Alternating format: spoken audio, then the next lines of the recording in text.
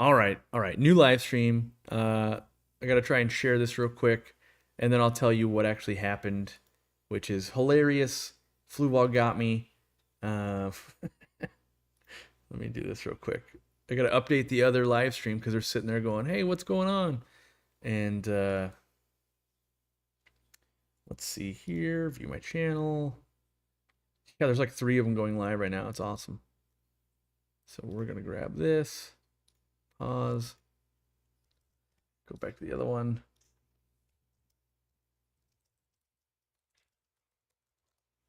All right. So this little piece right here, this little piece, when I dropped it, doing the little like, well, I don't know where it cut out, but basically, I was making fun of this little piece and how you even think of it from your couch. It'll fall out of your aqua clear, and it hit some random button or some combination of buttons on the keyboard that literally stopped the stream somehow. So there's that. That's thanks for that, Flueball. Let's make sure that one looks to be still going, and we've only got one. Okay. Well, we will keep this going. My apologies. And now we're back up and running. But yeah, so I'm doing lots of testing on these. Apparently doing no testing on which keys on my keyboard would nuke a live stream. So there's that. Chance re-upping on the membership. The Fluval gods strike again. That's right. It shut down like a filter would. That's right. To be fair, they do have a new mechanism to stop it from losing siphon. So there's that. All right, let me get the actual live stream up, the one we're on right now. Yeah, that's a cluster when that happens. This is the 3.5. Is that the 3.5? Are we here? Okay, we're good. We're back. We're back in action. Who's tripping now? That's right. God, I would love to get in a nerd fight with Fluwell. It'd be hilarious. Let's see here. Where was I at? I don't even know. I've lost all the chat, all the good questions we had. All right. Yeah, that part's so weak. It broke a mock clear, so I had to use a book shoved up between them. Yeah, my favorite is actually, I like to use part of a lid from a styrofoam like fish container. Those seem to hold and wedge in there like just right, and they don't want to fall out. So I like that. Don't get me wrong, they've done some improvements. I don't want to spoil the whole video, but they've done some improvements to help kind of the stabilizing of a tank. But there's some remains to be some desire there still. Like could have done a little different maybe. Anyone dosing 25 ppm nitrates with Easy Green takes me 4 to 8 pumps in a 10-gallon. Yeah, I mean we're going Captain Insano at the warehouse. It all depends on how much light, how much CO2, how much plants, and how little fish. Warehouse tanks barely have any. I would love to hear Corey's thoughts. Uh-oh, it's going to be bad. On keeping either Shabunkins or short body platinum koi. He piqued my interest. Uh-oh. I want to keep a few of one or the other in a 75-gallon. I've never kept the short body koi, so I can't tell you like, well, how well are they going to do in a 75? But as far as Shabunkins go, yeah, if you got like a trio, you'd get probably a long time out of them, keep up on the water changes, and you'd probably like them quite a bit, I would say. So I would do it. How's Elmer doing? He's doing good. He's a little fatty, eating his algae wafers and all that, chewing them up. He's really active when the lights are dim, which it makes sense. But before and after we kind of open, he's really out and about. And then when there's 5,000 people like doing the looking at him thing, kind of just like chills or takes a nap. Let's see here. After soaking cholla wood for several days, it has a smell. I'm not sure how to describe it. Is it still okay to put in an aquarium? I'm paranoid of putting something that might be rotting in there. If it's truly cholla wood, should be absolutely fine. The double checking I would do, make sure it's not like a grape wood. There's other woods that look fairly similar that just rot and stink and are horrible and will never work out long term in your aquarium. That being said, if you bought it from like a known reputable source and they're saying it's Choya wood, it probably is. But if it's just like, nah, I grabbed it from a pet store, or I got out of the reptile section, or yeah, I kind of bought it from an unknown place or just eBay, then maybe do a little bit of Googling and make sure that what you think it is what it is. Yeah. Any new projects? Not really. I've got a lot of the travel out of the way. That's really been just a lot. And I've been working on the retail store. My main project that I'm looking forward to this week is planting up the 800 gallon. If I get time, that'd be even better to swap out the substrate here. We've got all the rosy barbs that I want to use to clean up this plant through quarantine. They're actually for sale at the store. So if you drive there and buy them right now, I'll be sad. If not, I'll be taking some home this week. Because I maintain with everything for my employees and myself, stuff goes out on the floor for sale, and we basically give them people a weekend to buy it, and then Monday I'm going to buy it. Because I don't want myself or the store to be cherry picking all the best fish or plants out of a store. That just ruins the experience at our store. And so we definitely go out of our way. Now it's different if if like an employee or myself special orders something, in which case any customer can really do that. We just have to believe that you're actually going to buy it, or you're going to put money down, or whatever that looks like. But yeah. Update on the best guppies in the world. Sold off at retail. When I started redoing all the tanks, needed space, needed to play musical chairs, and took them over there. So someone bought them. But I ordered some fish this last week.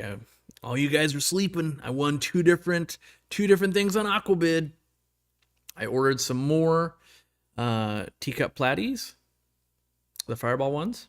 Some went to retail, and then I had two females that just didn't do well over there for some reason.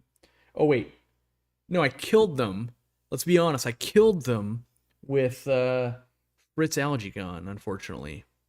So now I don't want to throw that under the bus. I intentionally was dosing pretty hard to see, am I going to carry this product? How dangerous is it? Let's pretend I'm a newbie and I didn't do the water change recommended, or I'm overdosing. And it didn't kill the fish right away, but over the next 3 weeks, yeah, it wasn't good. So my pregnant females and the few babies I had that didn't go to the store didn't make it. So I've ordered a new colony. Well, I ordered 6, so I'm assuming I'll get some males and females, start a new colony. And then I also paid a lot of money, in my opinion, for a group of 7 juveniles of the Montezuma swordtails. Even though I already know what's going to happen. I hate swordtails. They're always more aggressive than I want them to be, and they take forever to look awesome. So a year from today, I will I will probably sell them at the store, just going, I'm so tired of these. Was there an actual bidding war? Yes, I had to bid against other people to win these Montezuma swordtails. I've been looking for them for a while. They have not been abundant, and they are the swordtail that gets the longest sword. You can get them like the actual just sword part, 4 to 6 inches long. It's crazy cool, but you basically got to raise them until they're 42 years old to get the ultimate coolness factor, and it's hard not to lose interest because they're a fairly silverish fish. What's my next breeding project? Yes. So I'll just spoil more videos coming up. My next breeding project is monster guppies, is what I'm going to call them. I want the biggest possible guppies. I've had, when I was breeding guppies, I would say professionally to support myself, and I was working with just customers. We would get these what we would call whale guppies that were just so big and fat and just awesome. The females were, at least, and the males were bigger than I'm seeing now too. I'm going to work on that, and my hope is that over the next maybe 2 or 3 years, I've got some substantially bigger guppies. My thought process is this: I'm going to try doing it, and I'm going to have mediocre results. Then there's going to be a fan that's like, oh, you don't have two-handed size guppies? I do. Would you like to buy some, Corey? And I'm going to go, yes, please. And then I'm going to get those going. And hopefully we'll breed a ton of those. And then other people will be like, I need two-handed guppy giants. And then they'll populate the country and we'll all be taken over by our giant guppy overlords. So we'll see if I can pull that off in the next 5 years. But, if you didn't watch Charles Clapsaddle's talk on Saturday, you really missed out. It was a great talk about how he's making some giant fish. And what I find amazing is that he can make claims, and if you don't know that guy, you're like, this guy's full of it. There's no way. And then he shows a picture and it blows your mind. So he was talking about his ultimate goal. He's like 77 or something right now. His ultimate goal is to make a like 12-inch molly, which that sounds so absurd that you're just like, that's like Corey saying a two-handed guppy. Yes. But then he says, well, my largest ones I've got right now are 7 inches. And then he shows them on a grid where each square is an inch. And I've seen these mollies that are like this big win the shows. And your brain has a hard time comprehending, like, that has got to be the biggest thing I've ever seen. That is insane. And so I think he could maybe pull it off. And 12 inches is a lofty goal. But if he could get some breathing room for just a year or two where he doesn't have X amount of hurricane type events at his farm, he could really push forward. And, watch the video and you'd be like, wow, that's crazy. If you ever get a chance to see his fish in a show in person, the pictures can't do the justice. Like you can't. And I saw some pretty darn big mollies when we were in Florida last time at a farm. I almost bought them then. It's hard to believe that they can get that. And everybody's going, I've seen mollies at a store. Yeah, okay. Not like this, you haven't. I promise you, it's why he wins every show he enters. It's why everybody in the library world that's a true dork knows Charles Clapsaddle, and he raises just unbelievably giant fish. Now, not everything, his African cichlids, they're awesome, but they're not like extra giant big. Just so happens that he's got mollies on lockdown. So yeah, he's got some plans. That includes hybridizing between different molly strains and stuff like that to do that. But that guy's on another level. He, in my opinion, has been studying them for I think he said legit like 68 years he's been breeding fish. When he starts talking about alleles and things like that, and he has noticed, I'm going to call it genes or alleles for traits that that other people just don't know. And so I think he's making gains that other people aren't. So yeah, slow mode's not on. Yikes. Yeah, when I hit an impromptu live stream, it's a little crazy out there. We're in the Wild West right now. Who knows what could happen? My little betta female loves your fry food. Your customer service is amazing. Well, that's a double win. I like it. How's my Cyprichromis doing? Are they coloring up? Yeah. I've got like 1.5 super colored up females. Or not females, males. The rest are female. Don't know where they're going to park long term. Kind of want them in here a little bit, but also I'm thinking maybe I go with my other African cichlids. Still don't quite know. Aquabid feels dead. Aquabid is pretty much dead, let's be honest. But I still check there because I'm looking everywhere. For when I'm looking for a fish, I'm looking everywhere. And you never know. That's the same reason I got to visit 4 billion fish stores. You never know what's going to be in the next fish store, the next listing, the next website, the next. Could be crazy good pricing, could be crazy good fish, could be, whatever it is. It's all different. And I'm willing to pay for crazy fish.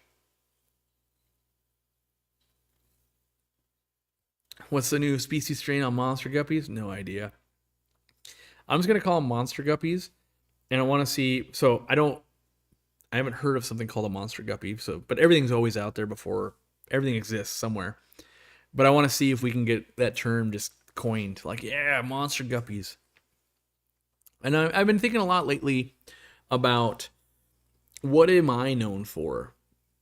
Like, Aquarium Co-op's known for what we do in products and all that, and I feel like I've lost my way a little bit with my own personal hobby. Like, I still love live bearers, and I still love, like, that's the part I always want to check out the most wherever I go, whether it's a farm, whether it's a wholesaler. I want to see, like, what's the craziest, latest in live bearers. Even though there's lots of cool fish all around the world, I really love live bearers. And so I think I've let my foot off the gas for like the last 5+ years on live bearers. And if that's what I'm into, that's what I should lean into. So I want monster guppies. I want to make monster guppies. That's what I want. I also want fireball platies. I've got my Variatus. Got those. And I've also got some African cichlids because that's who I am as a fish keeper. I'm all these people. So when will we be releasing those little pellets that stayed suspended in the water that I was testing? We hope to be releasing them in October. And you'll see I actually have a new favorite, and I hate when this happens.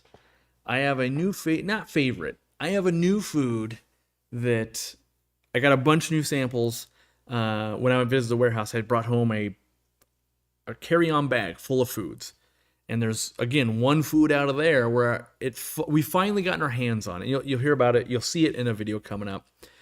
It was a food that I was like, this food right here, this is the food. I didn't get to feed it. I just saw it at a show in China. I was like, this specific food right here, Randy. And we have been trying to get them to send it and do that for years. And every time it shows up, and we'll think like, this is the one. Like, nope, that's not it. That's not it. And now that we have it, and it's feeding out, and it's as marvelous as I thought it was going to be. In fact, it's better than I thought, because, yeah, it's this, I don't even know what size pellet to call it, but it's perfection. And it's so good. I don't even know what's in it. That's the best part. I just know the fish are loving it so much, and it's the size I've wanted for so long that I kind of don't care. You could tell me that it's made out of used tires and beard shavings, and I'd be like, great, we're bringing it.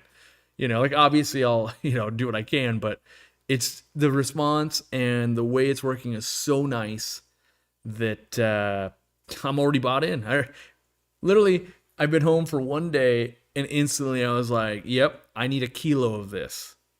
I want to test it at the store. I want to test it here. And then I want a cargo container of it. And nothing else has moved because everybody else is on, it's their weekend and they're trying to have work-life balance. What a bunch of fools. I wish I had work-life balance. Let's see here. I just discovered your Canadian RPP, and it was the best news I've had in a long time. I kitted out a new 75-gallon with the Coop sponge filters, air pump, light, easy green, and foods. Happy Canadian. Well, all right, Natalie. Thanks for the support. Thanks for supporting April's Aquariums, where you can buy all of our goods online. Will we ever make a dry fertilizer line? At the moment, no. But who knows? We crazy. What was I gonna... There was something else I was reading. What's your most unbiased take? Is EverQuest worth picking up in 2024 for someone that really liked old school RuneScape and Guild Wars 2? In my opinion, I think it's the best MMO that's ever been made. However, I've tried to get lots of people into it, and their first thing is like, graphics not good enough. But I do believe it could be the best thing ever. Problematic, though. If you just try to play it on your own, it's not that welcoming to someone who doesn't know what they're doing, and you'd want to find like a super beginner guild or something, a server out there where like we would like to onboard people that have literally never played.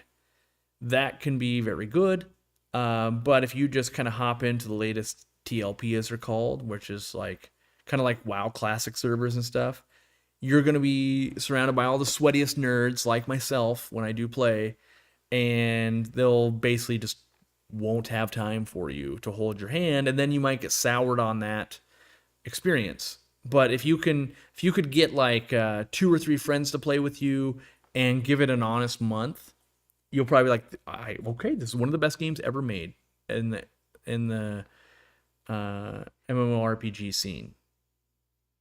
I've actually been considering trying RuneScape. I've never played it, but the fact that it has so much fanfare this long after, I know that the actual game itself, there's some meat to it. Now, whether I can get myself to love it or not, I have no idea. But then I also go, I have projects to do, so I have to get to a point where I'm just sitting here looking at my aquariums, going, yeah, let me go mine some ore and let me go do a thing and that kind of stuff. So I was nerding out at the warehouse with other nerds that work there that are playing MMOs and doing things, and one's playing a private WoW server and dabbling in some League of Legends, and there's another crew that's all into Magic the Gathering, and I'm into that too. And so I know enough, to hold all my owns, and I still like read the updates, but at the same time, like, well, I didn't go to the pre-release last weekend for Magic. I didn't do this. I didn't do that. I would love to, but instead I'm like, no, I'm on a plane to here. I'm doing that. So I'm focused on my career and fish at the moment. And so, yeah, I can get pretty sweaty at times myself. I'm somewhat of a scientist myself, actually. I've had a pair of Apistos for a week now. Female chases the male constantly, is nipping. At what point do I get concerned and rehome one of them? And if so, which? Yeah. What I would maybe consider doing, before I would rehome, I personally would split them up into different tanks, feed them up really well, and just get good food in them. And then try reintroducing them. The female might be ready to spawn, but maybe the male's not. And maybe letting them mature out a little bit, get a little more food, try and reintroduce. Maybe they do spawn. And yeah, that's what I would say. Tell you what, RuneScape was the place to be. I miss those days. Yep. I think for a lot of people, you miss the days in your life. Like you played that game and life was different, right? You're like, oh, I was 14 or 22 and in college or whatever. And you're like, yeah, my day consisted of playing video games and hitting up Taco Bell or Jack in the Box or Wendy's or whatever. And that was a couple years of my life and it was awesome. And then you try to get back into that and you have like a career in real life. And you're like, this game doesn't work at 90 minutes a day. Like I'm so far behind. Yeah. So there's, different fun stuff that you can be doing though. And I hope to find a game with depth that's not pay to play and is enjoyable at 90 minutes. I really used to enjoy Counter-Strike and stuff like that, but the problem is I would be less relaxed by the time I was done. Even if I was, if here's the bottom level, I was right here, as in not very good, because like Jimmy would be up here, who used to be a pro. But I had a lot of fun. But at the end, I'd just be like on edge, because you're trying to play at a competitive level, and I don't think that's who I am anymore either. So yeah, I do miss being a degenerate gamer. I honestly, I've told this story quite a few times. I believe I attribute my success to the business world from EverQuest and World of Warcraft. The ability to play, like in World of Warcraft, to make High Warlord, which I actually never did. I stopped at Warlord, and that's a whole different story on how I probably shouldn't have even gotten to marry my wife because I was too addicted to video games. But playing 22 hours a day for months on end during the original grind, because our server, we had cap breakers and stuff, and so it gets way too nerdy, too much inside baseball. But being able to dedicate yourself to something for 22 hours a day for months on end, everything that I've encountered since then is just easier than that. If you can go, hey, I could do that, then, 18-hour day? It's easier than 22 hours, right? This struggle here? I gotta do one thing for 24 hours? Super easy, right? That's where, for me, it's like, 14-hour flight. Yeah, easy. Yeah, it's no problem. Stuff like that. So it definitely conditioned me to do just long grinds of work that aren't fun. It's just like, oh, I'm doing this, and so something like that was like, yeah, I will do this 22 hours a day of this thing that's basically not fun for months at a time to get a title to be more sweaty than other nerds. And so if I'm willing to do all of that for something that's essentially meaningless, imagine how far I'm willing to go for my own light and my own products and my own employees and my own stuff. So, what was my original WoW name and server? It was Brain Spoil on, what was the server? I was an undead warrior, so I could make sure I had the maximum fear breaks. I ended up getting banned, actually. So after I didn't make High Warlord, I just botted my character because I didn't really care, and that character got banned. But I played so many more years and so many different characters after that, and I had like everything. But yeah, Brain Spoil was the undead warrior that I had. Josh donating 5 memberships. Well, thank you, bud. And people say video games are bad, they teach life skills. Trust me, they teach plenty of good and bad habits, and there's plenty of people that basically learn like a gambling addiction from gaming. Just probably as much or more than people that go, well, now I could just turn this in, I could do this as a business. I actually learned a lot of entrepreneurial skills, selling in-game items. I remember I was like 15 at the time, maybe 16, maybe, and selling my first item from EverQuest on eBay. It was this mediocre item for $75. And that changed my world, because at the time before that, I was just really into Magic the Gathering, and I would trade cards and make some money that way. But the fact that you could sell a virtual game item for money, oh, these fools. And so, that summer was literally sweaty because we didn't have AC and it was real hot. And I sat in a chair the whole time making the stupidest armor and anything I could do to make money. And eventually I made enough to buy my car. So I learned some skills. Wasn't playing that much, but at the time I was playing a ton. But nowadays, like, if you're not having a heart attack at a gaming convention from playing too much, you're not even you're just getting started. I learned to hustle from WoW. Nothing like Nightfin soup grind for gold. Yeah. Gotta get that noggin fogger. Half the people right there in chat were like, guy's actually a gamer. The other half were like, did he just say a swear word? Oh, man. Let's see. Let's try to get this back onto fish. I try not to, try not to divert it too much. How effective are the co-op test strips after expiration? I just found an unopened pack of 200 set to expire this month. Since they're still sealed, they should be good, right? I believe that answer would be yes. However, I haven't done any outside testing like that. Most things that in life, outside of food, I find from manufacturing products, a lot of times we have to put just some arbitrary date on there for a reason. And we go, okay, here's what, and you're like, what's the max? And like, cool, that's the date. And then the reality is like, oh, like meds, a lot of times, maximum 2 years, but then like they're 99.8% as effective at 2 years, 3 months, right? Got to farm that fell cloth. Yeah, you got to burn your cooldowns. You got to have like 3 tailors going. You get your cooldown. You throw it on the auction house so people can be making, bags and that kind of stuff. Or maybe you're going with the armor. Got to get that shadow or fire damage on the cloth. My ex-husband probably bought your EQ items with my car payment money. Oh no, that's right. Am I a tank, DPS, or healer?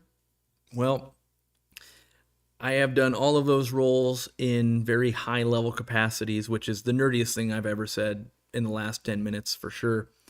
Been guild leaders, all that kind of stuff. In general, I tend to be in the top percentage of any of those roles that I play because I won't play unless I can be that. So, in general, I believe that being the best healer on any team is actually the most critical role, even though it's considered support. If you have the world's best healer when you're doing high level competitive PvP or even raiding or whatever, you can pull off stuff and you can carry a team where if you have the world's best tank, but your people keep standing in the fire, doesn't matter, right? You can be the world's best DPS, but if you're ripping off your tank all the time and all of this, like you still probably don't change the raid. Where the world's best healer, most times there are advantages where if you offered me world's best healer, world's best tank, world's best DPS, I will choose the healer every time because they can amplify other people. So, and those roles in real life too. At the very beginning of Aquarium Co-op, there was enough WoW nerds and stuff like, all right, you just got to tank it. You tank, I'll heal. I'll be the support on this. Whether it was putting stuff away, whether it was handling customers, whether it was doing other stuff. We're next level nerdy around here. We're all big nerds. Randy, VP of the company, way down the rabbit hole when it comes to Warhammer. That's why you'll see some of our like super glue and like this literally shows up on Warhammer channels. They actually love our glue for minis and stuff like that, because in testing, Randy's testing it on minis and stuff. So yeah. Let's see here. Who's Charles Rambo or Chuck Rambo? He's a guy that's been in the hobby for a long time, really focused on, I would say, cichlids in general, sponsored by ZoomEd for many, many years, might still be. Gives lots of good live talks. I've seen him, I can't remember off the top of my head specifically the talks, but I've seen him speak 2 or 3 times. The knowledge was always spot on. Delivery style was really good. And I assume you brought up the name because he'll be one of our speakers in the upcoming months. And what is he speaking on? I could probably find that out. That seems like something I could do. He will be speaking on, yeah, there you go. History of cichlids in the hobby. Yeah, so I would say generalist over cichlids for the most part. When you've been in the hobby long enough, you usually go through phases like, oh, here's my African phase, and then like, oh, Central and South American, and then kind of oddball stuff, and then you got to go, oh man, I really need some Madagascar cichlids and some other stuff, and then you go back to maybe I'm only going Lake Tanganyika again, and this and that. So, yeah, he gives a good talk though. Let me get back to the race screens here.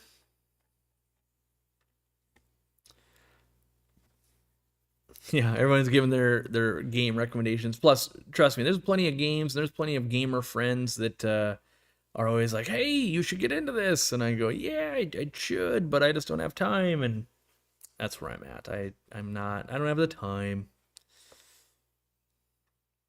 I have an ick problem with my newly planted tank, and I don't have a backup tank. Any tips? Treat with IckX. It's plant safe, so I would definitely order it today. If you order IckX today, it'll be in the mail tomorrow. Depending on how close you are to Kentucky, you could have it in less than 24 hours. If you live all the way on the West Coast, it could be as slow as 5 days. So there you go. Does the co-op website reviews no longer allow photos? I wanted to show off some pictures of my tanks on the tabs and easy green. No, it should. As far as I know, it does. Maybe message customer service and they can walk you through it. And if they find out that it doesn't and somehow some setting has changed, we will unchange it. Every once in a while, sometimes upgrades to the website happen on the platform and stuff gets a little weird. So what's the best practice on bowl shows as a fish club activity? I've never attended a bowl show. I've only attended a few. I think the important parts are keeping a safe space for the fish. And what I mean by that is making sure it's not way too cold, which you're in Florida there, so that probably is not going to be a problem. Making sure you don't let kids play with them like during a talk or something like that. But in general, having decent sized lees containers or whatever the containers are going to be, and going by, people always try to do it by class or specific fish. we've always found that that didn't work as cool. We want to be inclusive. So if you say like this month is all guppies, you'll get like the 2.5 guppy nerds showing up, and then everyone just goes, "Yeah, both shows lame, right? Like there's 2, 3 fish." Where if you just open it up and say, "Hey, bring your coolest fish you want to show off," and now you have all these really cool fish down the line, and people are asking questions and having conversations, you get a lot of participation, and then everybody feels like they have a chance to be a winner. Where, like, if it's me and someone else that's super guppy nerd and it's guppy month, you're like, I'm not even gonna bother. Those guys are gonna bring monster guppies or whatever they're working on, and it's gonna be the coolest thing with the other guppy nerds. Where if you got to compete with all the other types of fish, and someone just brings something you've never seen before and it looks really cool, then why not? I would say the one thing I would make sure every bowl gets an air stone and every bowl has a top. You get both of those, and there you go. Please ship bottles right side up. So there is no way to designate anything when you ship it. If I ship this like this, the minute someone takes it from me, they're just going to be like, oh yeah, it went into the truck and now it's like this. And then it got moved to the next truck and it's like that. And then it's like this and it's like that. So there's, even when you put this side up stickers, ain't nobody got time for that in the chain of stuff between any warehouse and your house.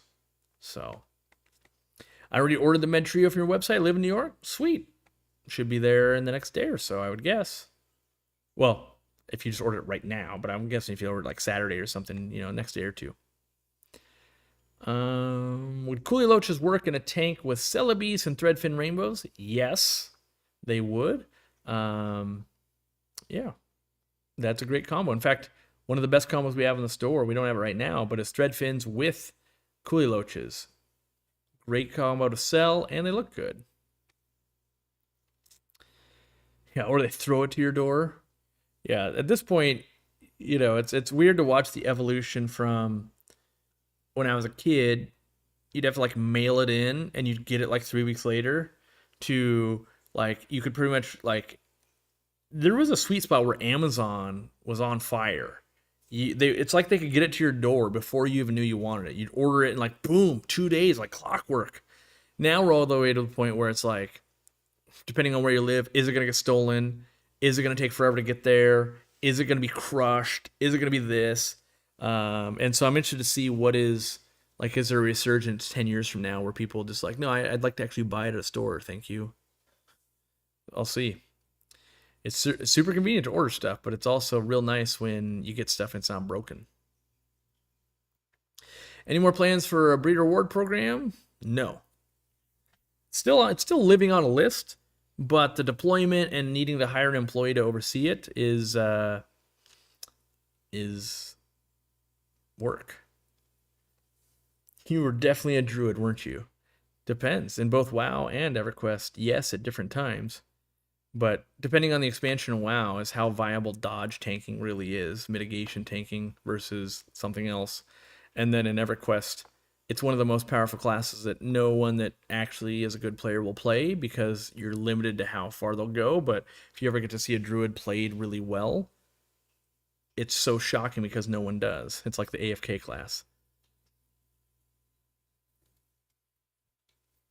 How do I feel about using water from a water softener system? In general, I try and avoid it. Only because I like having just tap water. Don't like having extra salt or extra additives if I can help it. Did the CrowdStrike update affect the co-op? Nope, not really at all. Trying to think of anything I can think of that, like, secondary effects. Not really. We were worried a little bit, like, oh, maybe it'll affect some flights for some things, but honestly, plants kind of got here on time and everything like that, so yeah, not really a problem for us.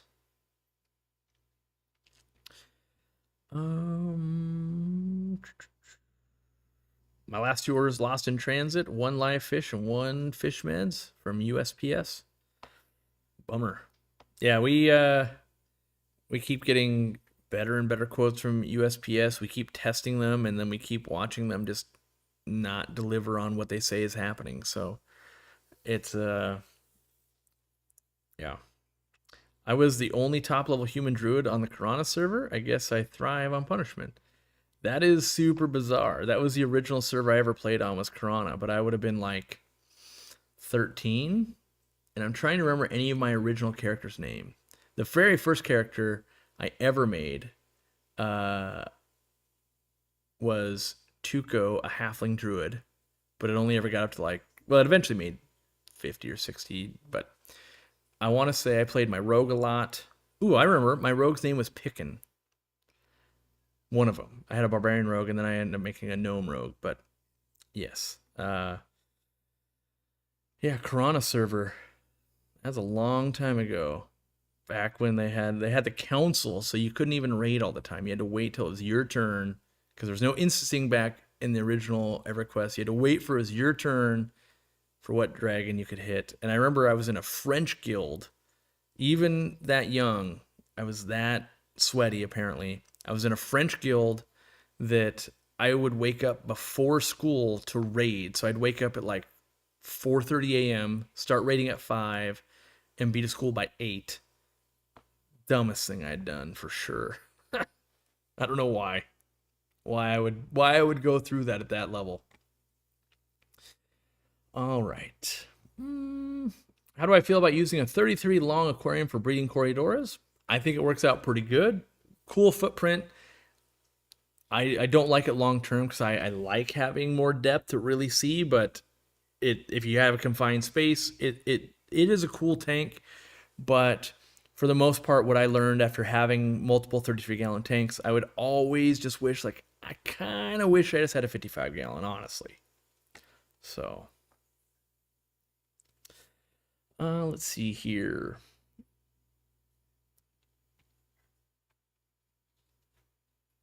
I have my cart full of plants and other items, but I'm not sure about the mystery pack. Does it have plants for every area of the aquarium? Yes, we have actually, it's either 30 or 31 plants now that you can get out of the pack. And it has, I would say it's mostly mid and background plants.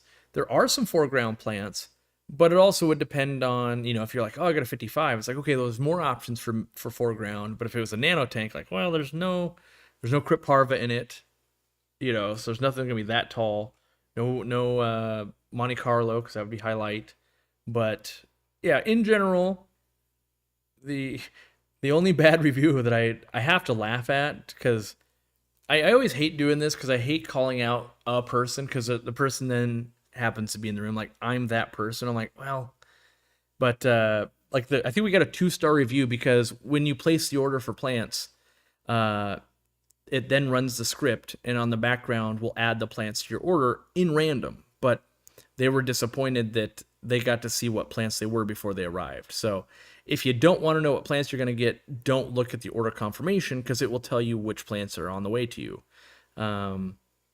But yeah, we don't just like put a bunch of plants into a big barrel and pull them at random, because then you could just get all the same plant or something like that. And so while it is random, you will get 6 different plants. And so it's random to a degree. Like you have no control and I have no control, but you will also find out what they are if you want to on the way there. So of the 16 reviews, I believe we have 14 5-star on the plant package, 1 4-star, and 1 2-star.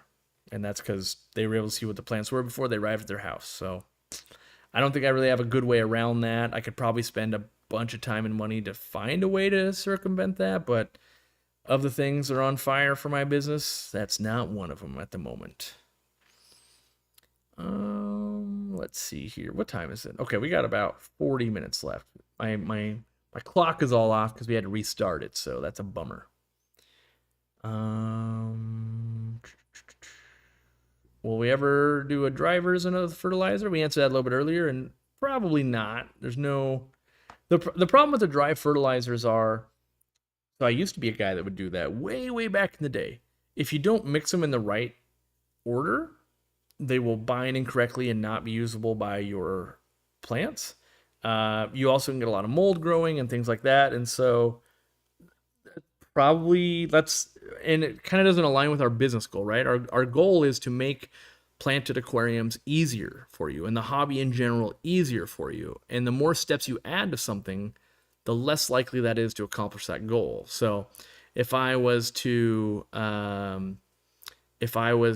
tell you, yeah, you got to make it in this order, at this temperature, in these dosages, and then add antifungal stuff to it, and not keep it in a clear bottle, and do this and do that and that, like, that's, yes, in theory would be slightly better economics sometimes, but then also there's some of them where you go to order it and it's like, oh, actually you can't ship that amount without it being, a hazardous material, and those types of things. So it just adds different layers of potential complications and things like that at the moment probably don't make sense.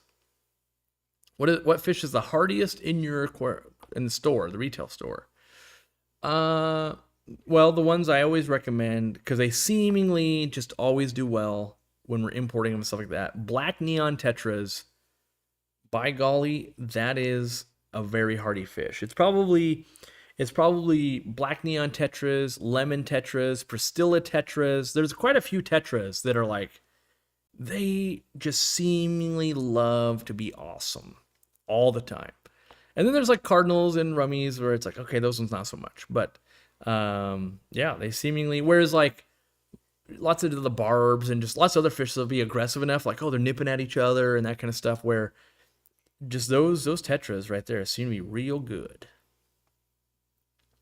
Just want to say thank you. I'm so thankful for Aquarium Co-op team for getting me in the hobby 5 years ago. Words can't describe. Well, awesome. Glad to hear it. I could say the same things. Obviously, aquariums have changed my life. 20 years ago, aquariums were like, yeah, that thing over there that other people do. And then I took my love of gaming and everything like I do, and how I obsess about things, and that just I became an ultimate fish nerd that I have to compete on every level. And then here's where I am today, competing at this level. And but I wouldn't change it. I went from a guy that didn't really like biology, didn't really like science, and once I found the area of study that I'm really into, now I love nature. I love learning about things that relate to that. And so it's been interesting to watch that. And it taught me a lot about life, of like, yeah, you hate it now, but you might love it later. And when you're younger, you're like, no, I will never love it. No, I don't. And then here you are, like, oh, at 42, you're like, yeah, I love it. Like, we experience that. The older you get, you're like, oh, I hate the taste of that thing. And then somehow your palate changes, like, actually, I love it. So, yeah, definitely has had a big impact on my life. Yeah, who knows? I could have gotten sucked into something else. Could have been a car guy, could have been a golfing guy, could have been who knows what I could have been. But for some reason, fish grabbed me. How are the dwarf Claroplecos doing? They're good. They're kind of all smattered around. I don't have any caves or anything, but I do need to set up and really pair out some male-female pairs and get some of those breeding, because I really do enjoy dwarf Claroplecos. Who got the free membership? Allison L. got the free membership from Fisheroo Beaver. Thank you very much. If you don't know, you can sync your account with our online website. You'll save 5% on everything. You get access to all the... I counted them one time, and we're way up there. We're like at 40 or 50 talks or something like that. You get access to all those, the professional talks that we pay for. So, yeah, and there's little other perks, too. I did see a customer, I can't remember their name, that they placed an order yesterday. Yeah. And it had been so long since they placed an order, they got the membership coin 1, 2, 3, 4, 5, and the Yeti. That's got to be a first, getting all that. My guess is that Candy made sure they had all the tags by verifying it, and then they placed the order, because that's a pretty hard thing to pull off otherwise. Let's see here. Michael donated a sub or a membership, and Lucas got it. Congratulations, Lucas. I wonder how much Jenna regrets asking if we could have a tank in the house, since I've got 19 more as a result. I don't know. My guess, and I don't know you and Jenna super well, not well at all, I would say, other than, this kind of interaction. But you know, it has given you guys a community, which maybe you already had. Maybe you've got lots of other communities, but for me, I didn't. I am definitely an introvert normally, and I am a lone ranger. But the aquarium hobby got me to not be, because when you have success with a plant or a fish, there's other people that go, "Hey, I'm struggling. Do you know anything about that?" You feel compelled. Like what started my career, honestly, was like on YouTube and everything, was I wanted to build a fish room real bad. And you could maybe, like, I had sat through one talk with Greg Sage, and he talked about building a fish room and stuff like that, but there was no pictures and videos on how to do it. Even on the forums, like I was digging hard. And so I was like, well, what I can do is I can try to do it. And at the time, I'm not a carpenter. I'm not a handy dude. I didn't know anything about plumbing. I didn't know anything about anything really. But I could document it. And then if it went well, at least someone could see. And that's been my whole philosophy in all my videos. Let me show you what I'm doing. I'm not saying whether it's right or wrong. Let me show you what I'm doing. And if I do it wrong, you'll know what not to do. And if I do it right, maybe you'll copy it. And with all of that throughout the years, now I'm actually pretty good with plumbing. I know a little bit about electrical. And I know a lot about dehumidification. I know a lot about sound. And then you learn all these extra skills for that hobby. And so, even if you'd rather not have 19 and it should have been 8 aquariums, maybe, maybe you've learned some other skills that are applicable to your home, and that's worth it. So, what's wrong with car guys? Nothing's wrong with car guys except for 3 o'clock in the morning and revving their engine. That's the only thing. Like I was at the farmer's market today, and for like 20 minutes straight, there's someone in the parking lot just revving their engine nonstop, and that's where they get the side eye from me. I actually wasn't close enough to give them the side eye, but in that farmer's market, I was definitely like, really? You got to do that here at the farmer's market? Everybody's old. Everybody is just trying to get some organically grown hazelnuts and some green beans. This is what we got to do. We got to make sure everybody knows you got new exhaust. Is that what we're doing here? How do you link your account? You hop over to the website and you go click on the login button, and it's going to pop up with a thing that says sync your YouTube account. If you have any trouble, email our customer service, and they can help you through it. Candy's also just linked you a video, which the video will literally show you how to do it as well. But if you struggle in any way, reach out to us, and we will help you through that. How far from Seattle are we? We are, depending on traffic, somewhere between 20 minutes and 6 years. On average, I would say we're like a half an hour away from Seattle, depending on how deep in there you are and what traffic's doing that day. On a good day, 20 minutes. Let's see. Same. I have autism and some other things. There's a whole new and awesome space to learn and grow and interact without some of the issues I have in other areas of life. Awesome.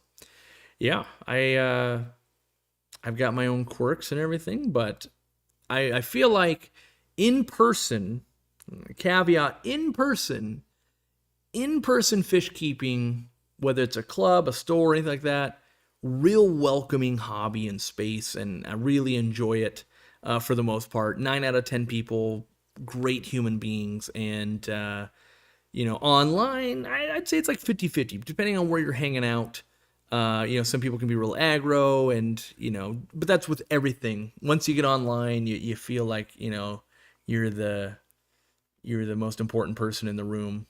So, but yeah, no, I'm glad you're finding that space to hang out in. Scuds are taking over my shrimp tank. Is there anything I can do besides starting over? Oh yeah.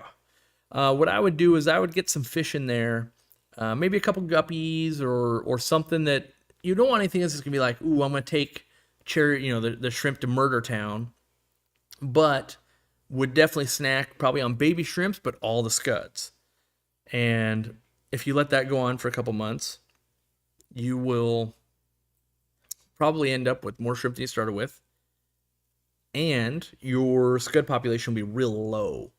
That being said, to eradicate the scuds, virtually impossible while keeping all the shrimp super duper happy and everything. So, but you can definitely bring the population down. That being said, you'll see like in a video coming up, I've got a booming scud population in this 40 breeder, but I also have a booming blue shrimp colony also. So a lot of times I fear people like, I read that they do XYZ and I want to get rid of them. And I would just say, well, maybe you should observe. Are they actually doing XYZ? Because I don't really have a problem with them. And then half the time people go, oh, well, if it's not a problem, then maybe it's not a problem. And that's the way I feel about it. Like, it's not a problem for me. I've got, I don't know, probably 500 plus blue shrimp, and I started with like 20. And I've got way too many. I can literally see them swimming around the water right now. Way too many scuds. Too many. They're just fish food. I can net them out. I can do whatever I want, but they're not problematic. So, hey, as long as I'm making more shrimps and I like what I'm looking at, that's fine by me. I can put a fish in there. They can go to Snack Town, and that's fine too. I'm actually going to put either my my Fireball Red Platies or my Swordtails in there. One of the two. I haven't decided. The Swordtails I think will get a little snacky on the shrimp, so it might be the little platies. Imagine this: Aquarium Co-op, the TV series. Watch it now on Animal Planet. That sounds amazing until I think about it, and like really, they'd be like, this is boring. We need to make it more sensationalized somehow. And I wouldn't be down with that. I have a feeling, and I don't know this to be true, but I've watched a little bit behind the scenes stuff. I feel like Holmes on Holmes, the Canadian guy, if I could do a show, and assuming that that's actually being fairly honest and that he has to put his own money in to make some of the things happen, which I would feel obligated to as well, I could see myself doing a show more like that and not so much the sensationalism, which also probably means like at the end of that, it's like, oh yeah, Corey, you're on TV for like 2 years and it cost you $250,000. Like, well, yeah, I had to do it right, you know? And I don't know that I would know what right is, but I try to maintain in most of my life. It's not that I won't do wrong. It's that I went in trying to do the right thing, and sometimes the outcome is the wrong thing. But I went in not trying to make it worse. That's how I approach every situation. Like, let me just try to not make this worse. In a best case scenario, I figure it out, I make it better. But, I definitely try not to make it worse. No reason to show up if you're going to try to make something worse. The world's doing that on its own in every facet that I look at, almost. So don't need me there to make it worse. If I can try to make it better, even if I'm bad at it, well, at least I tried. Any advice on breeding our alpha swordtails? Videos to watch. I heard they don't throw the red/black unless done in proper order. I don't know what the Gene Punnett Square would say on how to throw the alphas. If it was me, I would go to the ALA convention/website and find other swordtail nerds there. And then you could also go to Miami Swordtails. That guy is pretty in the scene as well. He's got a website. Maybe you could email him and he'd give you some feedback. And then I would hit up Greg Sage. Send him an email at selectaquatics.com and say, hey, I'm trying to work with these alpha swordtails. Do you know anybody who is working with them and could help me with the genetics? And Greg, being the best guy on the planet, would say, yeah, I know this guy over here, write you 3 or 4 paragraphs about it, introduce you, and maybe help you out. And then if you're like me, you'll be like, wow, he went so far out of his way. What a stand-up guy, that you'd find something to buy on his website and just to say thank you, because the guy is amazing. He's real narrow in what he's breeding and what he's doing. Got amazing live bears, got some green dragons, got some dry goods. But in general, super useful. And then I always want to pay it back somehow. So maybe that would be your situation too, if he could help you. Let's see. I was watching a stream from 8 years ago before this. That's probably true. Watching the progress of Corey and the Aquarium Co-op over the decade as a series in itself. I keep meaning to do that. I kind of want to figure out, is it a video series or a live stream series? Something like I've thought about reacting to old videos or live streams, because I know there's things like from 8 years ago where it's like, maybe someday I or we will be able to accomplish XYZ. And then to be like, wow, we did that and so much more. How could we have known? Or, yeah, we tried that and that was a horrible failure. I wish I could go back 8 years and tell myself, don't do that. And there's plenty of times like in the talks, like, well, we're talking with Dennerley, they're flying me out. Maybe we'll get something. And be like, you're going to waste 3 years of your life. Don't bother. It'll be a giant waste of time. So I got to find the time, and then watching yourself like that is pretty cringe. It's like, oof, yikes.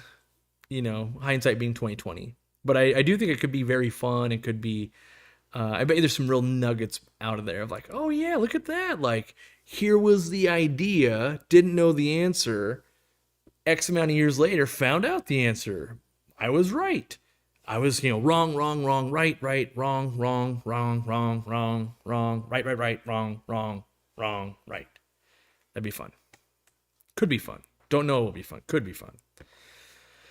Let's see here. Nicest person I've met in the hobby so far was John Oliver. That's probably unbeatable. I agree. Of John Oliver's Guppies and Aquatics, it is awesome. He only lives an hour from me, and I've gotten to tour his fish room, and it was super cool. Yes, I was lucky enough to meet John Oliver. He helped us with our booths at Aquashellas, and then he would stick around. And what really caught me was he genuinely wanted to help. And then, even on like setting up, he's like, hey, make sure you let me know when you're breaking this booth down. I want to come back and help. And I was like, oh, okay. A lot of people say that kind of stuff. But then he would keep checking in throughout the weekend, and he would come and be like, hey, you guys have been crazy busy. You want me to go get you some lunch? And we'd be like, that'd actually be amazing. Let's buy you some lunch too. And so from that first show, then we'd go out to dinner together and we would do stuff. And I still talk to him on Messenger, not daily or anything, but like once every month or two. And I ask him how the shows are going and how his guppies are doing. And so, if you're looking for guppies, it's a little bit hard because he doesn't have a website up yet, but he sells on Band and Facebook, and you can message him, and he imports guppies, which I'm already into. And you can just tell he's one of the nicest people on the planet. And, when you meet those people, you're like, wow, this person's just a kind soul. And, he's one of those people. So you feel real good if you support him in any way, or you buy from him, or you just get to hang out with him. And yeah, those good people are always good people. So will I ever be shipping to the UK? My guess is at some point in my lifetime, our products will be available in the UK, whether we're shipping them or someone else is, or they're at the local stores. One of those things will probably happen in my lifetime. I can't tell you how soon. It's it's easier. It sounds easier than it is in practice of like, oh, what do you mean there's these regulations and different electricity needs, different regulations when it comes to foods, different regulations when it comes to meds. There's all these little things of like, oh, it's quite a bit of work to put them in different countries.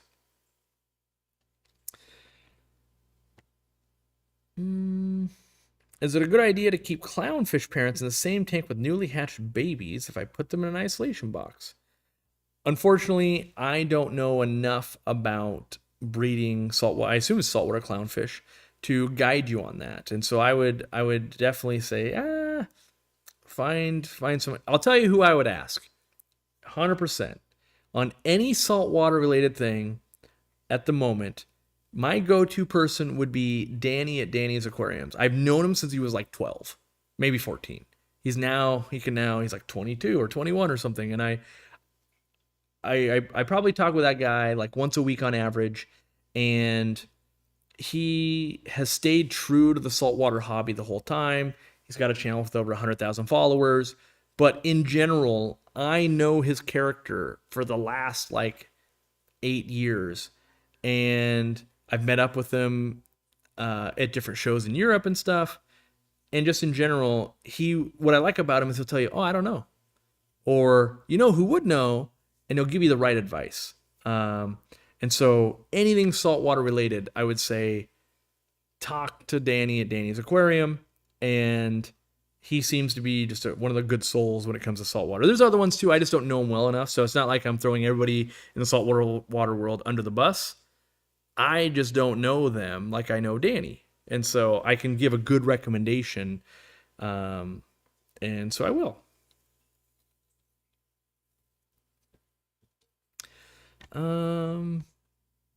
Let's see what time we got. About 15 minutes left. Let's see what we got going here. You should look into getting some Rohan's teardrop barbs for the 800-gallon. Absolutely stunning large schooling fish. Maybe whatever I do with the 800-gallon after this. Tomorrow we're putting in the order for 50 male Congo tetras. That's another step in the right direction on that tank. I go back and forth every minute. Am I putting longfin rosy barbs, aren't I? They're such good algae eaters, and I would like that, but one school of Congo tetra is going to look so cool. Will it make it look dumb? And it's so hard to catch fish out of there. Like it took Zenzo only got like a third of them out after like 2 hours. You got to drain the tank. It's a big ordeal to get fish out of there. So you put the wrong fish in. It's like, oh, I've created a lot of work for myself, but I really like them. Ooh, Fish Tank Barn Mike has also bred clownfish. Yeah, so Fish Tank Barn, he's got a big fish room, mostly freshwater, but that is very true. He has done a lot of saltwater. I'm just always nerding out with him about live bears because he also likes live bears, so I don't think about his saltwater chops, but he's got saltwater chops for sure. So Fish Tank Barn Mike, definitely check out that channel too. There's a lot. I'll say this. I don't know if most, that might lead you in the wrong direction. There are a lot of fish YouTubers out there. And I would say there are an incredible amount of smaller YouTube channels with really good information with bandwidth too. So in a lot of these people that I recommend, I see me 8 years ago.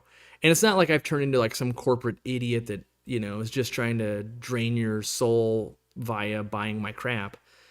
But I also know I don't have the time.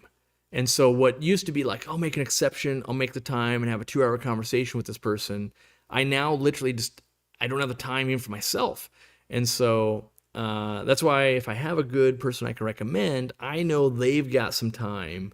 Just because if they got time to talk to me, then they got time to talk to some other people. And so, yeah, but I don't get enough time to watch them, but I see it all the time. I see lots of smaller channels. They might only have 1,000 subscribers, all that kind of stuff. And they're doing great work. And what was the last person I watched? I'll give a shout out to him. Not that I don't want to seem like, oh, Corey's giving a shout out. He thinks he's Mr. Big Guy, because I'm not. But I want to say, let me make sure. Was it this? Did I watch this guy? Let me see if I watched this guy. Did I watch? Yeah, I watched a little bit of it. Fathom Aquatics. How many subscribers he got? He has 3,056 subscribers. And his video, I'll be interested to know if somehow I hear through the grapevine, but the introduction to his Aquaclear video very much reminded me of an iPhondo intro, which he's one of my favorite YouTubers, iPhondo. Doesn't make a whole lot of content, but his originality, I really like that guy as a content creator. So, but yeah, there's lots of cool people out there that I end up watching videos and stuff like that. And yeah, so hey, there he is. There's Fathom Aquatics right there. There you go. Came full circle real quick, I guess. I guess he knows. Or I guess he'll know if his intros are similar to iPhondo or not. I mean, that's a style, but it really, just the color scheme and everything really felt iPhondo-ish, in my opinion. If you haven't watched iPhondo, go watch him. A lot of his product intros like that, you'd be like, wow, that is a similar style. Let's see. You need a bigger bulkhead for draining the 800-gallon. I've got a 2-inch.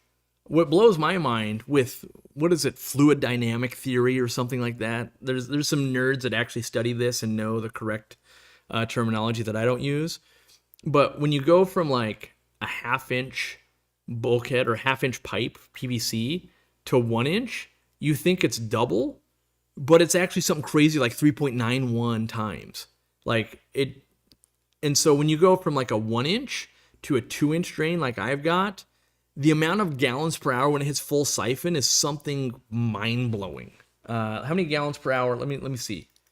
2-inch pipe siphon gallons per hour is how many?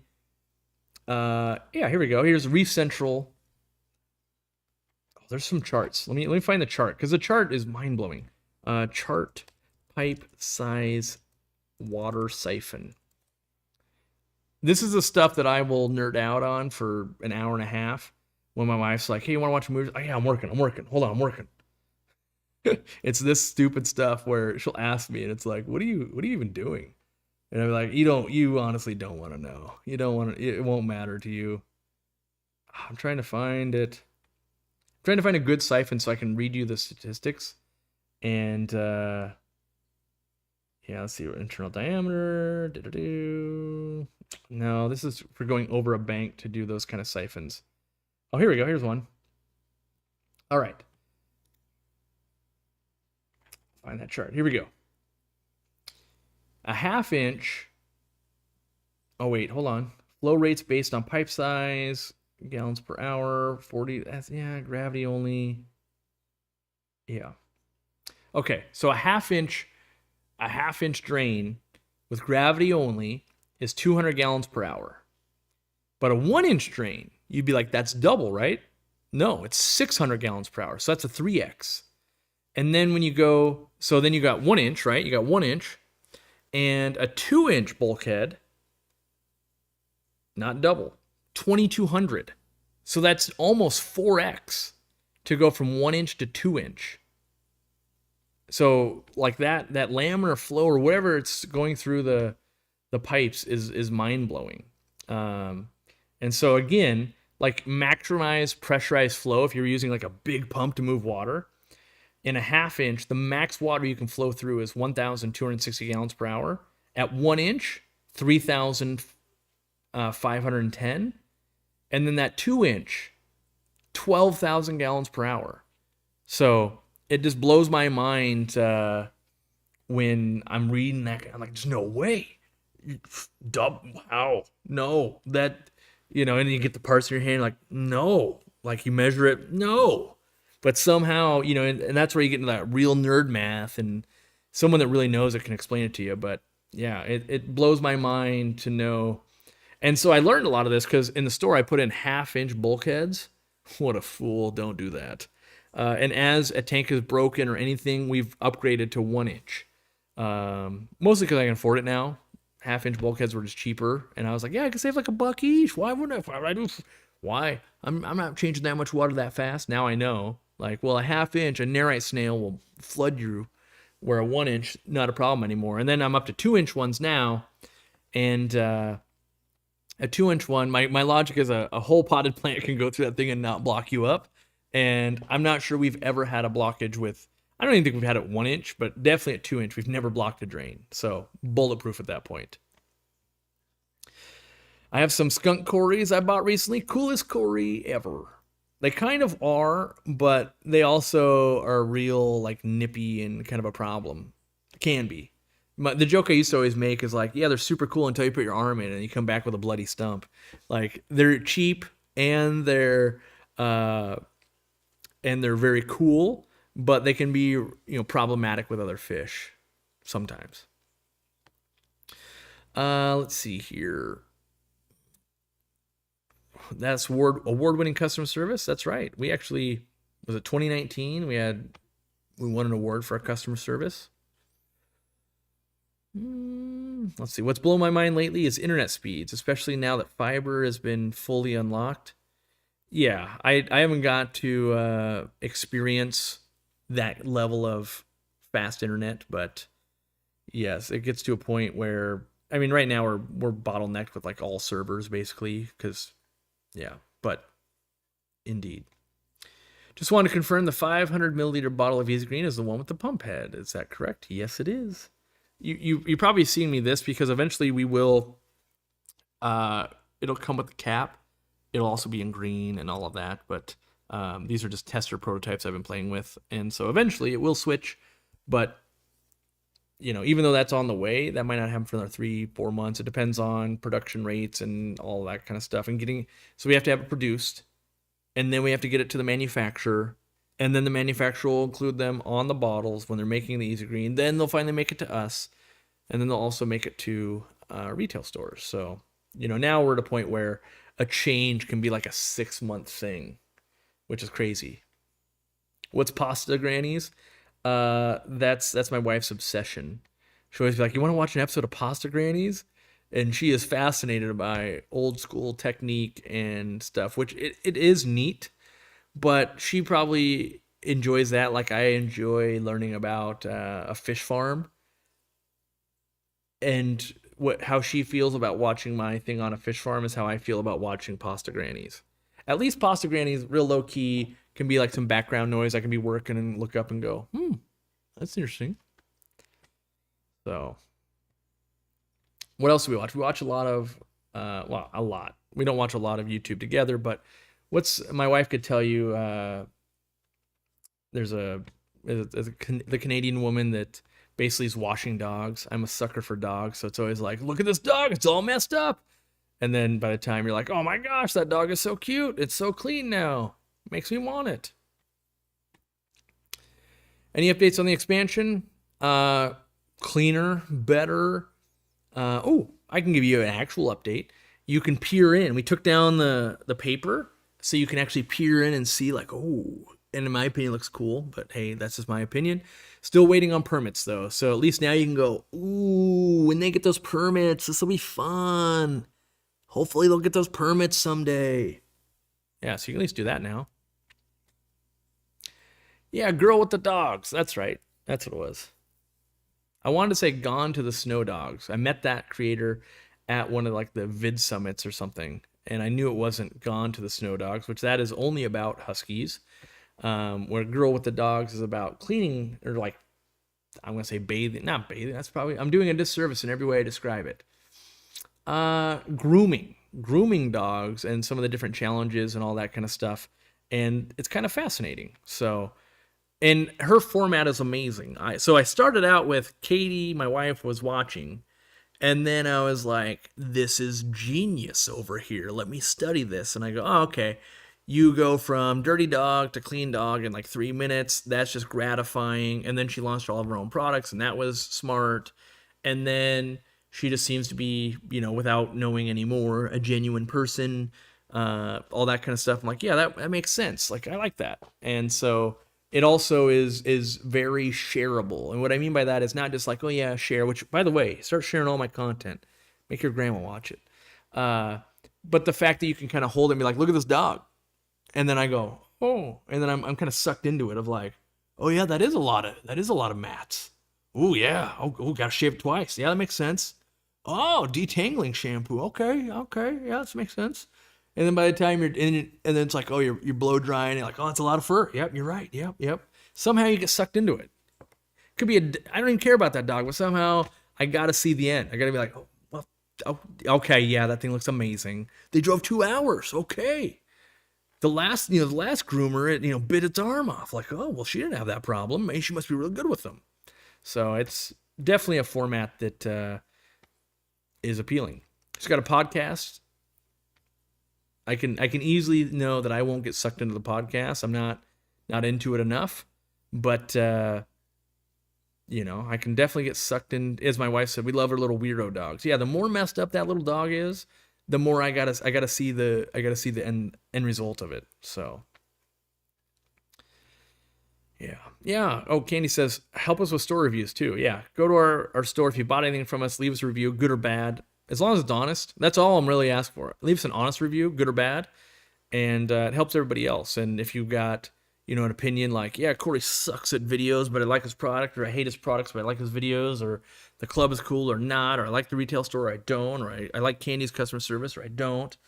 As long as it's authentic, then I like it, because good or bad, it helps me. At least I can try to improve.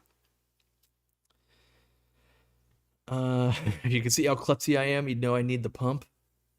Maybe, and I can fully see us like having to sell pumps or something. Like maybe we'll make that an item. Like for $1, you can buy an Easy Green pump if you want one for X amount of years, and then we'll see how sales go, and then see if we keep doing that forever or not. We've got parts from a lot of stuff for quite a while now because you're sitting there. It's like, well, it'll help one person. Let's see. Yeah, why is it doing that? My chat won't scroll on me. That's what let's go to live chat. There we go. I was on top chat. Do I know anything about growing sweet potatoes in tanks that I could share? Basically, put potato some amount in water, sweet potato will grow. You can put some toothpicks in and kind of set it there, or you could buy a hanger off Etsy or anything like that, but pretty much add water, will grow. Yeah, Melvin is a little weirdo dog that I love. The more they're messed up, the more I love them. I don't know why. If someone didn't like candy, that says more about them than her. Yeah. No one's perfect though. There's always, and I'm not trying to throw candy under the bus, so I'll put this on me. Even I've had bad interactions with people, whether it's in a live stream, whether it's in person, whether it's in the store, because you can have a bad day, you can misunderstand somebody, you could just, for some reason, you guys are talking different languages. But all we can do is all of us can use that to improve. And I've had that before where they are really unhappy. I am trying really hard to help them. Why doesn't this work? And so the longer you spend on it, then maybe I can have a breakthrough and go, oh, I figured out why that interaction went so bad. And hopefully over the years I get better. I need to design an aquarium to set up to raise Daphnia.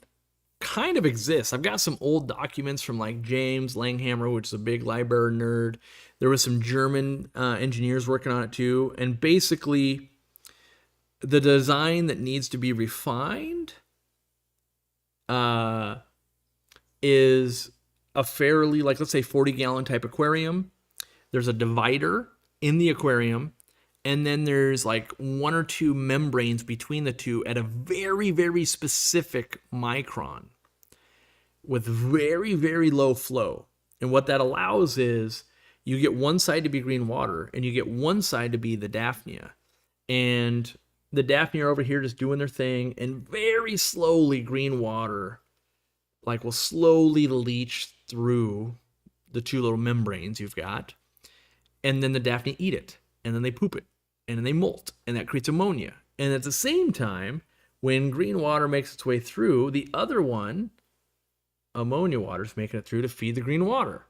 And there's been some setups that have been able to maintain for years at a time, but you can crash it. The part you have to work on is harvesting the Daphnia at the correct time. So you're not taking out way too many, and there's not enough ammonia and the green water crashes. And then also so that the whole thing doesn't get green water, and then you get this boom bust cycle. And then having enough oxygen, because green water is great when the light is on, but when the light is off, it consumes oxygen. And I don't know how to get the word out on that to everybody in the aquarium hobby, but when lights are on, plants make oxygen. When lights are off, they consume oxygen. But all you ever hear about online is, ooh, you got to get oxygen making plants. It's whoa, whoa, whoa, whoa, whoa, whoa. All plants make oxygen, but they all consume oxygen also when the light's out. So that's why we don't ship live fish with plants in there, because they would consume oxygen being in the box. And so, yes, plants are very, very good, but they can also be detrimental in certain ways as well. And that's where too many plants can suffocate out fish and things like that in lakes and waterways, and that's why plants can be invasive and other stuff. And so we need to just be cognizant of that. Will there ever be more aquarium co-op heaters? The answer is maybe, but probably low odds. That's probably the real answer. So I'd have to find a manufacturer that, wow, they've really broken through with technology and redundancy, and I really, really believe in this. and then I would try to bring that to market. But if it's just go and like, let's go find and try to make it, that seems like a task I don't have time for today. Now, things always change. Give me 2 years. Might have all the time in the world. Might be like, oh, that's the biggest thing we're going to do. It's on a list, and everything's on a list. So just because something's on a list doesn't mean it happens today, tomorrow. But we get ideas. The whole company is full of ideas. You put them on lists. Every once in a while, you go through the list and prioritize what needs to go up, what needs to go down, what makes sense. And then you can just go, oops, I ran into this. Ooh, that now becomes the top because we have this. So, yeah. And sometimes it takes a long time. Like, I've been working on food for years now, and still no flake food. Still no pellet, right? There is the fry food that's been out for a while, but, so even though it's actively being worked on, it comes when it comes. When's the breakthrough? When's the right ingredients? When's the right delivery form? When's the right price? When's the right manufacturer? All line up. And when it does, we bring it to you. When it doesn't, we don't. So, that's the honest answer. All right. Wincy, my dog, says it's time for dinner. She does this little when it's dinner time. Like, hey, do you guys not realize it's dinner time? It's dinner time. And she's more accurate than you can set an alarm, but it wouldn't matter because she'll let you know it's dinner time. So we're gonna call it. I will see you guys next Sunday, and do me a big favor. Buy all of our stuff. That last time I said that worked pretty good. You actually did buy us out of most plants. We got a lot of plants right now, but today is the best day you could be buying plants. Sunday, we will get in tomorrow. We will pack them all up and we will get them all shipped out. If you live super duper close, you'll get them Tuesday. If you live forever away, you'll probably get them Friday. Or that's not true because we ship them 3 days. So you'll probably get them Thursday if you live really far away. But otherwise, Mondays are the best days to go out because even if a hurricane and another thing and another thing and another thing happens, you got the best chance of getting them early and healthy. Whereas if you order them on a Thursday afternoon, then they're going to take the longest time possible to get to you. And if you live, next door to us at the warehouse, you can order them anytime. But, if you're not doing that, then you got to think a little tactically. Sundays, we have extra staff on Monday. It's a great time. We've been buying lots of extra plants so that you can order on a Sunday and not feel like, hey, you've run out of plants. I'm sure you could find a manufacturer at InterZoo or SuperZoo. You would think that, but no, the answer is you can't. You actually have to go to China if you want to find manufacturers. You find not retailers, but companies like us at InterZoo and SuperZoo, right? There's not very many actual manufacturers at those shows. They're more customer facing. Now there's one or two of them there, but whereas when you go to China, then you find maybe 25% of the people are manufacturers and then 75% are resellers. So even there, it's actually pretty hard to find the actual manufacturer. There are a lot of people that resell, and how you know that, by the way, is you show up and you're like, hey, I want to make this change. You're like, no, we're not doing that. Like, what? You're the manufacturer. And then when you eventually find the real manufacturer, like, yeah, we can do that easy. So yeah, it's surprisingly way more work than I want it to be to find a manufacturer and then to find one that actually would have the build quality and all that stuff that you want to do and be making the things you want to make and all of that. Not every manufacturer like, oh, we do electronics. They don't just do every electronics. They're like, well, we focus on making lights, or we focus on doing this. And even as a light manufacturer, they don't want to do every type of light. They don't want to make light bulbs. They don't want to make aquarium lights. They don't want to make reptile lights. They don't want to make hydroponic lights. They don't want to make office lights. They don't want to make flashlights. They even go, okay, of these, we're focusing on this, and that's what happened to us. Our manufacturer go, yeah, actually, we're going to niche down on this market even more. Like, wait, what about us? No. So now we got to go back to light manufacturers, figure out who could we work with, who do we want to work with, who, because some light manufacturers, maybe they don't want to work with aluminum extrusion. All of our lights are aluminum extruded. So then it's like, well, do we want to make a plastic? Not really. We could save some money there, but what do they bring to the table? So if they won't do aluminum, what do they bring to the table that would make us work with them? Oh, they do this really, really well. Well, that makes some sense. So yeah, it's difficult, unfortunately. All right, buy all our stuff. Do us a giant, big old favor, especially during this slow, hot summer. Buy all those things. Support your local stores as well. You know, if you don't want to buy it from us today, go to your store tomorrow. That's fine too. And place that order. Show us that you like what we're doing on a weekly basis. We'll try to do more of it if you like it. And yeah, give somebody a compliment. We'll see you next Sunday. Hopefully you have a good rest of your week. We'll see you later. Bye-bye. We'll hit the right buttons this time. Or should I just do it the Flubo way and like drop it? Ooh. I'm going to find a way to work that into a conversation. Instead of a mic drop, it's going to be a